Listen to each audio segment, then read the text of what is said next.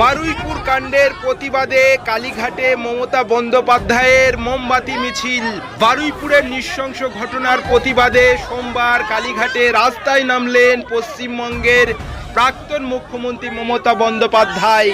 হাতে সবুজ মোমবাতি ও প্রতিবাদী প্লাকার্ড নিয়ে তিনি এবং তার দলবল প্রতিবাদ মিছিলে অংশ নেন। বারুইপুরের নির্যাতিতার দ্রুত বিচার ও দোষীদের কঠোর শাস্তির দাবিতে এই কর্মসূচি পালিত করে। এর আগে কালীঘাটপন্থী তৃণমূলের একটি প্রতিনিধি দল বারুইপুরে গিয়ে ঘটনাস্থল পরিদর্শন করেন এবং নির্যাতিতার পরিবারের সদস্যদের সঙ্গে কথা বলেন। সেখান থেকে ফিরে তারা মমতা বন্দ্যোপাধ্যায়কে সঙ্গে নিয়ে কালীঘাটে মোমবাতি মিছিল ও প্রতিবাদ কর্মসূচিতে সামিল হন। মিছিল চলাকালীন এলাকায় নিরাপত্তা জোরদার করতে পুলিশ ব্যারিকেড দিয়ে ঘিরে রাখে। ঘটনাস্থল থেকে উঠে আসা ছবি দেখা যায়।